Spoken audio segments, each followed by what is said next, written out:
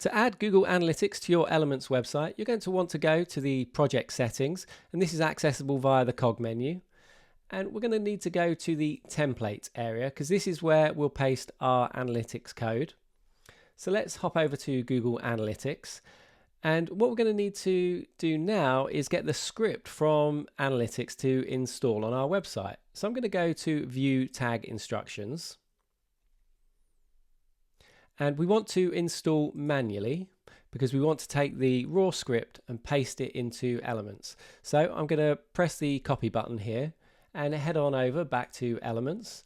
And Google tells us that we want to install the script directly after the head tag. So I'm going to create a bit of space here and just paste in that Google script that I've copied. And now I can make this window bigger so you can see it. But you can see here we've pasted in the Google code right below the head tag, and that's all we need to do. I can now close this window and we should go ahead and publish our website. And once we've done that, we can head back to Google and test the URL and check that this script is installed on our website and it's live and Google is tracking the data. So that's how easy it is to install Google Analytics on your Elements-based website. Now, if you have any problems, please head over to the forum and ask there.